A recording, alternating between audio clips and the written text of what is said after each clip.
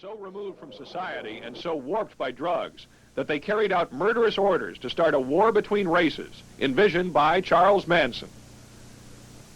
Now, 17 years later, and at his parole hearing February 4th, Manson himself hinted how he could persuade his followers to kill.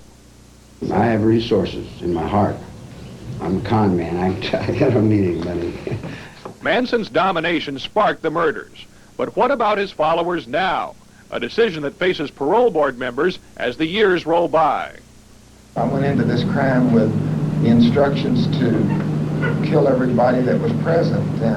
Some, like Tex Watson, have taken pains to separate themselves from Manson. I went in knowing or thinking that the world was going to come to an end the next day. That's how weird my belief systems were at that particular time. We went to bed together a couple times, but, you know, I didn't consider him a lover. I feel like I was a pawn in whatever his scheme was. I think that at one point I really believed he was Jesus Christ. These people all knew what they were doing. They were holding classes in murder where Watson would show the different family members how to stab somebody with a knife, how you put the knife in and then pull up on it so to cause more internal damage. But the killers have publicly acknowledged both responsibility and remorse at dramatic parole board hearings like Tex Watson's. I live with remorse day by day. I can't just come here today and show you that I'm a remorseful person or that I regret what I do. I live with it. It's part of my life. There's not a day that goes by that I don't think about what I've done, who I've hurt, the shame, the guilt that is constantly put towards me by everyone that I see. It's not something that I can hide from. By his own description, Watson was the all-American boy. That was before Manson. Jesus Christ is taking the foolish things of this world which he has chose. In more recent years, Watson was born again. He is now the assistant to the prison chaplain. But at Watson's last parole hearing, Paul Tate was waiting, the father of Sharon Tate, whom Watson stabbed to death. I am totally aware of everything as it sat, and it'll always be etched in my mind. And that man should never, never, never be turned loose on society. He hasn't changed. He hasn't changed one iota. Tex Watson was denied parole. His next hearing is 2 years away. He's about the only prisoner that I know of that has almost the run of the prison. He has the use of the phone in the prison chapel under there. He has this business in town. He's been allowed to get married. He has 2 kids. As a matter of fact, at the last parole hearing, they were saying, well, we don't know if he takes this seriously here because he doesn't even consider himself a prisoner anymore. I need to ask, face to face,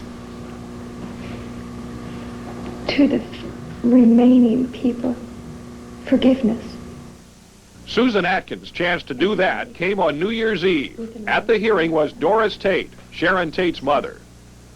I know the pain and the suffering that I caused Mrs. Tate, Mrs. Frykowski, Mr. Frykowski's son, the LaBianca family. I know. Nobody has to tell me. I know. She's not fooling me. She was not remorseful for killing Sharon. It didn't bother her a bit. So you're going to turn people like this loose on the streets? The parole board answered no in Susan Atkins' case, denying her a parole date for another 3 years. Patricia Krenwinkel, convicted of the Tate and LaBianca murders, described by prosecutors as a very hard case, was denied a parole date last September. Finally, Leslie Van Houten, long ago a homecoming princess at Monrovia High. On her lawyer's advice, Van Houten did not testify at her last hearing. She was denied a release date, but the board indicated her suitability for parole is not far off. In 1978, she was free on bail during a retrial. If Van Houten or the others were released, what then? That's the parole board's dilemma. But Dr. Lewis West, head of UCLA's Neuropsychiatric Institute, thinks none of them would want to see Charles Manson. I think most of them have recovered their contact with reality and realized that they were involved in something horrendous, that he was an evil and dangerous influence. He destroyed their lives as well as the lives of the people he killed and their families.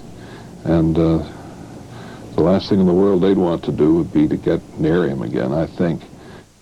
In preparing this report, Manson and the other killers either refused to be interviewed by us or set limitations we refused to accept.